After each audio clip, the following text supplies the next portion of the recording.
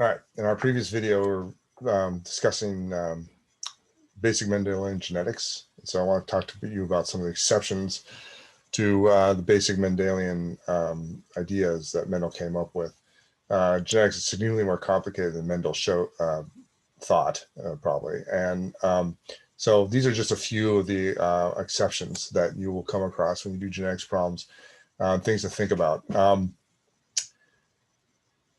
These are not all of them. Genetics is a significantly more complicated field of study, but this is a few of the highlights. All right. So first off, there is many traits that show something called incomplete dominance, which that means is that you get a phenotype that's a mixture of two homozygous phenotypes, right? So you get a blend of the two, right? It's called incomplete dominance, and the way that works is the organisms that do this have this kind of way of they express gene product that results in when the one version is combined with the other version, you get something that's like basically directly in between. So in snapdragons, for example, you can have a homozygous red flower that has the R trait, and then this notation here is color C with the superscript R, which is red, and and there's also a white variety has a C superscript W, and homozygous RR is red, and homozygous CW is white, right? And you get the gametes from these and combine them. These are both pure breeding, right? And you get offspring that are all pink, right? No red, no white. They're all pink. It's kind of, you blend these two together, and you get something in between. That's pink, right? That's incomplete dominance, right? Now, when you take these heterozygotes and cross them with each other, right? You're going to have one gamete, it's going to be CR, one gamete, it's going to be CW.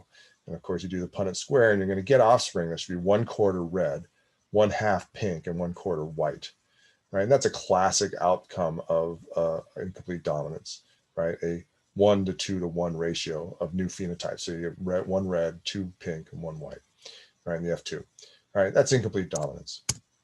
Okay, codominance is similar, except that both traits are expressed equally. So you don't get really a blend. What you get is both traits are present, and you can detect them both, and they're there, right? And blood groups is a perfect example of this. The ABO blood groups is classic, right? There's an A version of the gene, a B version of the gene, right? There's also recessive O version of the gene, right?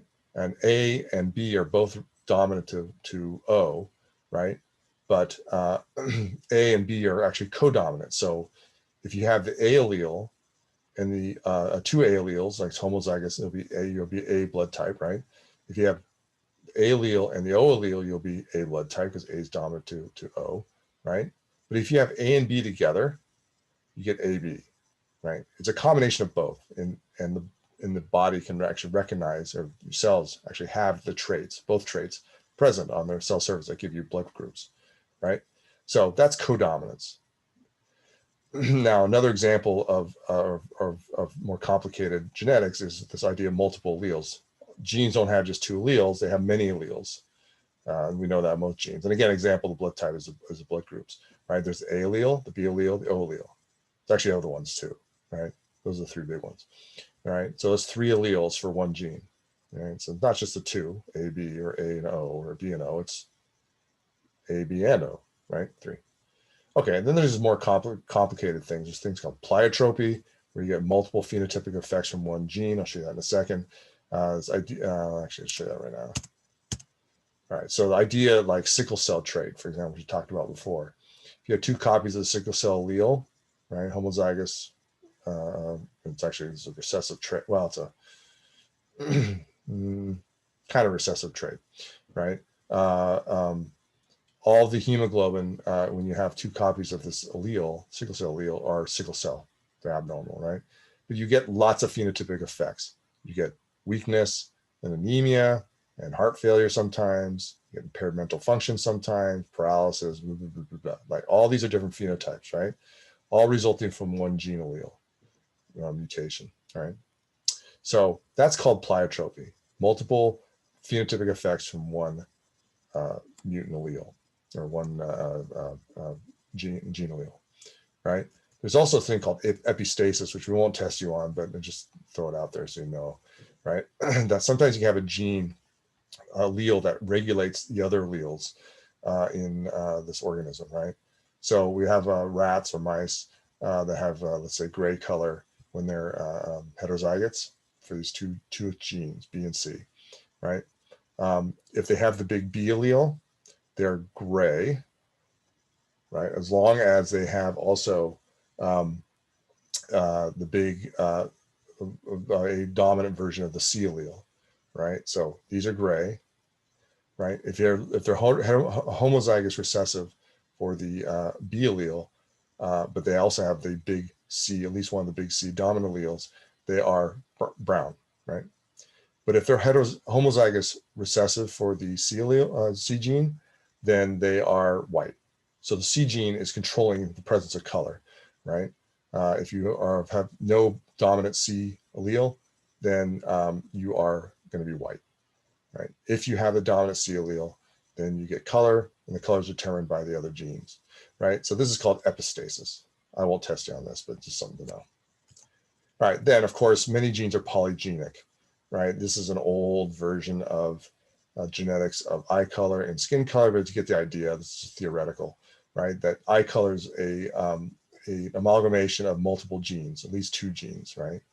So this is just showing how you can take 2 genes with different combinations of alleles and get different eye colors. It might account for almost all the eye colors you find in humans, right? So that's a multigenic gene allele, multigenic phenotype, right? Because there's 2 genes, each of which contribute to the phenotype. Skin color may be similar. Here's a model for 3 skin color genes, different allele combinations, and you get all the different varieties, or many of the different varieties of skin color as a result of these different combinations of genes. Right? And again, this is modeling. This is not actually what's happening, probably something similar to this, but not exactly this. Okay, so Mendelian genetics, there's also, so those are all the kind of exceptions to Mendel's rules. All right, now you can apply these these rules to some human genetics, human diseases, right? And this is part of your homework assignment, right? These genetic diseases are inherited by simple Mendelian principles, right? There's a single gene, 2 alleles. One has a dominant allele, another is a recessive allele, and depending upon what combination of alleles you get different versions, right? So sickle cell example is recessive, right? So the dominant version of the gene is the normal, right? And then there's a mutant version, it's a sickle cell trait. And if you are homozygous for the sickle cell trait, you have disease, right? Cystic fibrosis, another one. I carry this trait myself, right? If I had 2 copies of the mutant version of this gene, I would have cystic fibrosis. I probably wouldn't be teaching because I'd likely be dead, right?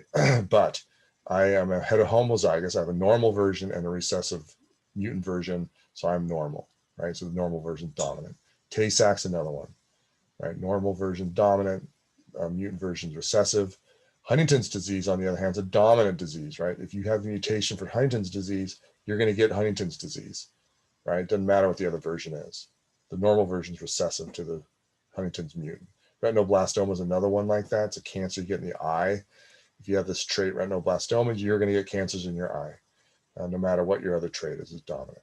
Then there's these things called sex-linked. We'll talk about that later, where genes are actually linked on sex chromosomes. So they behave in different patterns because of the sex chromosome, involvement of the sex chromosome. We'll talk about that later. Hemophilia, muscular dystrophy, probably heard about these. Color blindness is sex-linked. All these are genes that are on the X chromosome in humans. All right. Okay. Now let's talk about pedigrees real fast. In order to do genetic analysis in humans, it's sometimes useful to do a pedigree analysis, and just allows you to visualize what's going on with genes in patterns from generation to generation. So a square is male, circle is female, and there's a mating. There's a square and a circle linked together by a line. That's a mating, like a marriage or someone's mating pair. And then when they have kids, you draw lines off that mating line, and the kids come out and they have whatever sex they are. Now, this is all very heteronormative, and just assuming there's 2 sexes, actually, which is a little more complicated than that. But For our purposes, it'll work. So boy, girl, right? If you have the trait, then you color this in black, and that's someone who's actually affected by the disease, right? If they're not affected by the disease, they're white. If you know that they're carriers, then you can do half and half, right? And then there's all sorts of things in death, you know, draw a line through and blah, blah, blah, right? So you can actually do all sorts of different combinations to give an idea of a pedigree, right? So you can do some pattern, you can look at these pedigrees and figure out patterns of how genes are working. For example, here's one. We have parents, they have 3 offspring. The 3 offspring cross, 2 of the 3 offspring have mate with someone in another family, let's say, and they bring in their genetics, and they have this side, the third generation, like the F2s, right? This is 5 kids here, right? This side of the family had 2 kids. The first cousins here in this case marry. This might be a royal family in Europe that they do this. They used to do this all the time, right? First cousins marry, and all of a sudden they start seeing disease, a trait, right? This suggests this is called autosomal disease, right? Because autosomal recessive, because the trait somewhere in this family, it's not showing up because when people are mating, they're having kids, and all the kids are have a dominant trait, right? So the disease doesn't show up, but somewhere in here, someone has it, right? The parents, you don't know who has it, but in the first generation here, the second generation, right? Well, you know that this kid must have gotten the trait from someone. That has to be one of the parents here. And this kid must have gotten the trait from one of the parents up here, because about 1 in 4, roughly, not quite exactly, because this is randomly just chance, right? But roughly 1 in 4 of these offspring have the disease, which suggests that this is a heterozygous cross. 2 heterozygotes cross with each other. Even 1 in 4 would have homozygous recessive trait. Okay. Now, in pedigrees, you assume that the people who come from outside the family don't have the trait, right? That's just the rule. Okay. So no trait, unless you have evidence otherwise, right? We don't have any evidence that these 2 individuals will have the trait in it, because they don't have a pedigree going off and that shows they have the trait, and they don't seem to be contributing in this next generation here. So we're just assume that they don't. We're just going to assume they're homozygous dominant, right? But we know that this individual has to be heterozygous, so we know this individual has to be heterozygous also. Same with this one. So then these parents have to be, one of these parents has to be heterozygous because they contributed the little A allele in here somewhere, right? But we don't know which one, because there's no indication that either one of them has it, right? So we don't know. Could be both, one or both. Could be both, right? 1 in 4 of these kids didn't have trait, but then you only have 3 kids. There's a chance that they don't see the trait because they don't have enough kids, right? But it's probably more likely that one of them has it and the other one doesn't. So all their kids are going to be dominant, normal, or wild type. Okay, what about this? This is an autosomal dominant pedigree, right? Every generation is showing disease. It's not determined by sex, right? So male has it here, female has it here, but the male has it in this next generation. And then this generation, well, both males and females have it, so it's not sex linked, right? And both males and females have it here, right?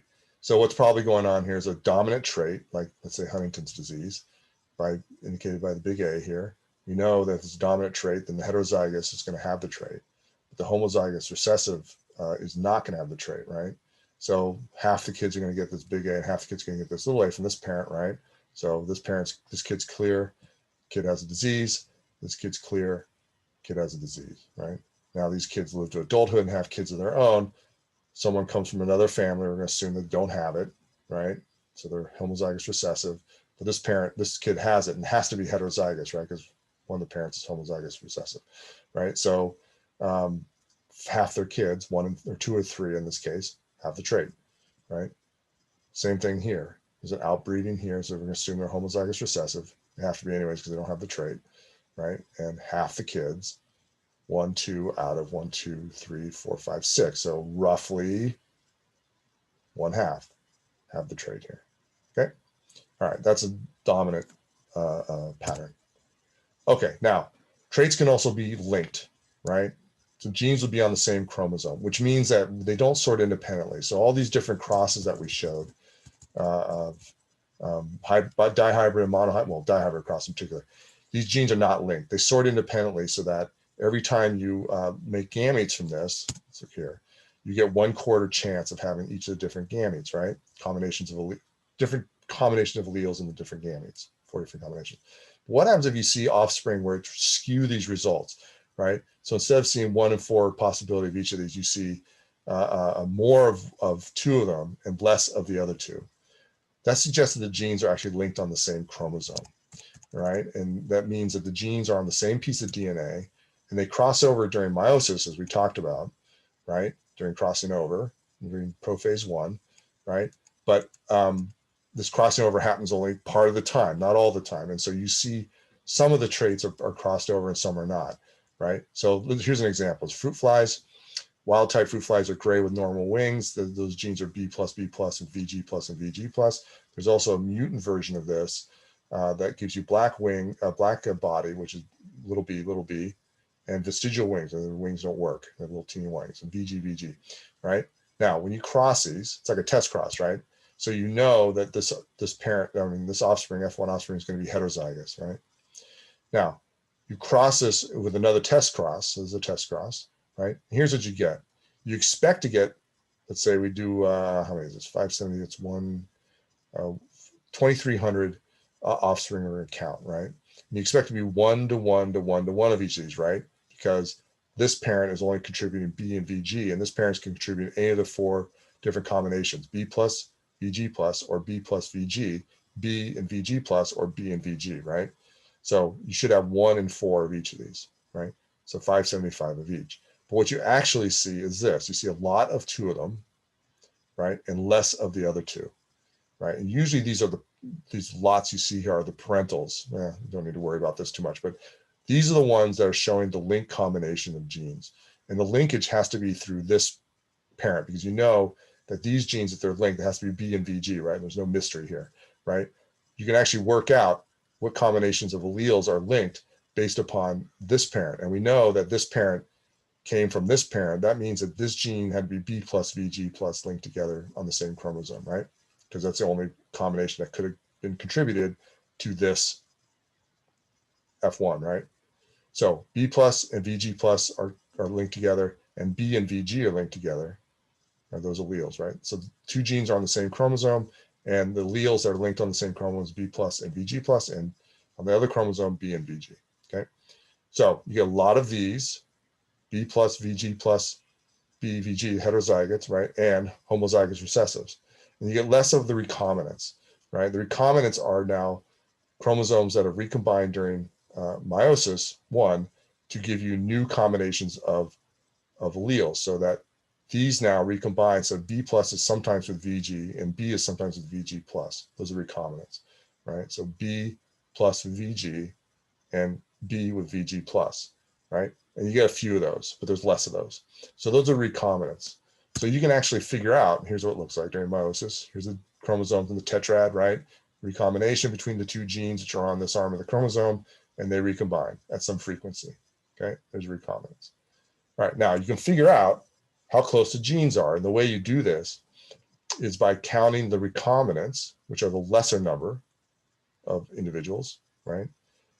Divided by the total, okay? So the recombinants here is 391, these 2 combined together, divided by 2,300, which is the total. Multiplied by 100, and you get 17%. That's a measure of the distance between the 2 genes. The 17% is a 17% recombination frequency. That's what this ratio represents. And it actually represents a distance between these 2 genes on the same, on a chromosome, right? It's just called 17% recombination frequency, or 17 map units, another term for this, right? So these genes are separated by 17 map units on the chromosome. You can map genes doing this, right? You can do these crosses with fruit flies or other organisms and get a map of genes. Here's the B gene, black body color, cinnabar, which is an eye-shaped gene, and vestigial wing gene, right? And you can measure this and find that these 2 genes are 17 map units apart, but these 2 from each other is 9%, and these 2 from each other should be 9%, or 9.5%. In theory, these recombinants and these recombinants should add up to 17%, right? It adds up a little more than that, 18.5% than 17%, and that's because of weirdnesses in recombination. This is not perfect. And there's some variation in how often recombination is not totally random, right? So But anyway, it's close, right? 18.5% to 7%, so roughly close. Right, so you can map genes all along chromosomes from one end to the other doing this kind of technique. And geneticists used to do this before we had DNA sequencing techniques. So that's called gene mapping. Right, sex linkage is another thing we should talk a little bit about, right? Genes that are found only on the X chromosome and not on the Y chromosome are sex-linked genes, right? And fruit flies have the same genetics as humans as far as the sex chromosomes are concerned. So females are XX and males are XY. So we have this gene called W, which is white eye color, which is present on the X chromosome, right? Males will always show white eye color if they have the gene, right? Because they only have one version of the gene because it's on the X chromosome. The Y chromosome doesn't have this gene at all, right? So they have one version of the allele, little w, that's white eye color, right? If you cross those with a red female who's homozygous, true breeding, right? Then they have W plus. It's the normal or wild type version of the gene, right? Cross it with that, you're going to get this kind of cross where the gametes from the male is going to be either the X chromosome with a little W version of the gene or the Y chromosome, right? And the a female is going to give you just W plus on the X chromosome. So when you get the offspring, you're going to get some of the offspring or half the offspring are going to be male and half the offspring are going to be female, and all are going to be red eye color, right? Because this is going to be heterozygous, W plus for females, red, right? And W plus with the Y chromosome gives you also red, right? But when you cross these to each other, you get something funny. You get, and again, the gametes from, let's see, the gametes from these crosses, right? The only way you can do this is the female, this is female cross of the male. The male gametes are going to be W plus or Y, right, from this male.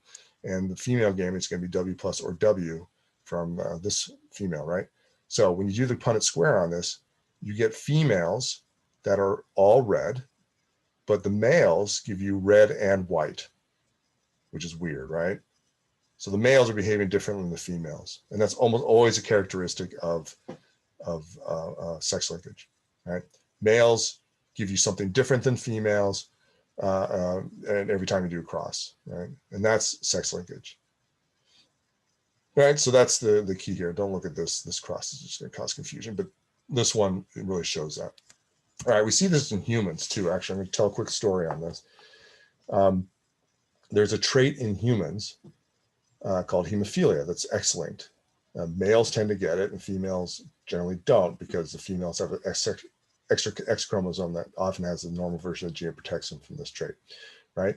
So in the royal family of Europe, royal families of Europe, they all marry with each other, right? Because they're maintaining royal ties between countries and keeping royal power within the royal family. So these all people tend to breed, to mate with each other, marry and mate with each other, right? Now, we know that Queen Victoria, in some time in her lifetime when she was reproductive age, she had, let's see, 1, 2, 3, 4, 5, 6, 7, 8, 9 kids. Let's see. 6 of which actually survived to adulthood, looks like, right? And one of them had a new disease called hemophilia, which was not present in any of the royal families in previous generations. Queen Victoria married Prince Albert, who was, I think, German, and he had no sign of this trait, right? But somehow when and Queen Victoria's family didn't either, but when they had a kid, they had a male, which had this hemophilia trait, right? This is a sex-linked trait. And so it turns out that hemophilia was on the X chromosome, and it must have come from Victoria because Albert didn't have hemophilia. He should have if he was carrying the trait. So Victoria actually had a mutation. And it's thought now, geneticists have looked at this carefully, that she actually sustained a spontaneous mutation that resulted in damage to one of her X chromosomes in this hemophilia gene. So just bad luck for Victoria. All right, so she has all these kids.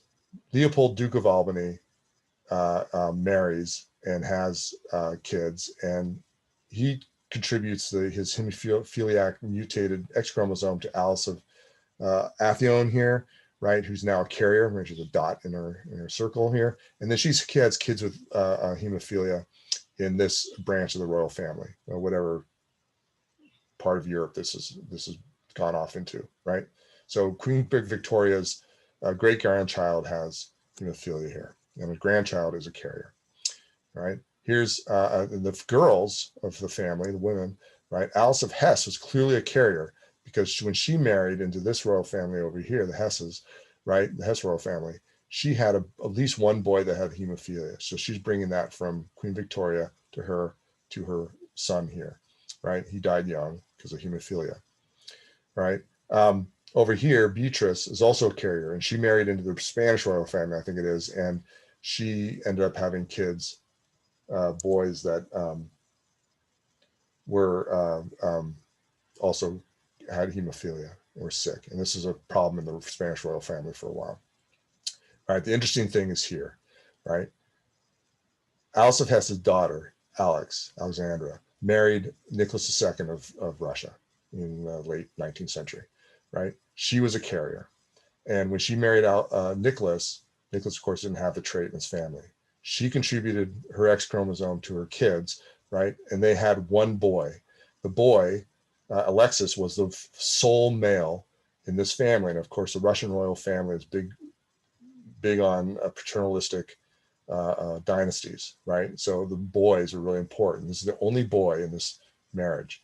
So this is going to be the heir for Nicholas II, the Tsar of Russia, right? Well, he's sick with hemophilia, and hemophilia is very, very nasty, and kids tend to die young of this, right? So families really worried that this kid's not going to survive, right? And so this is the time World War I is starting to happen, and the Russian Revolution starting to get going, 1916, 17, right? And Alexis is sick, and Nicholas II is trying to fight World War I on the Eastern Front against Russia. I mean, against Germany, not Russia. Germany, he's from Russia, right? And this is a bad situation, right? He's away at the front trying to fight.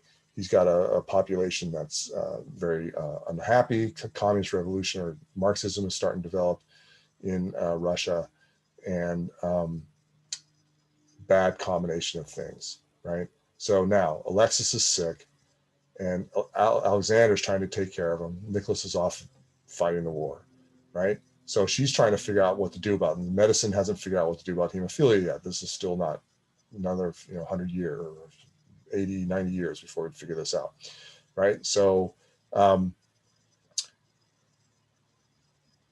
what happens here? Well, this guy comes along, Rasputin, who claims that he could treat Alexis,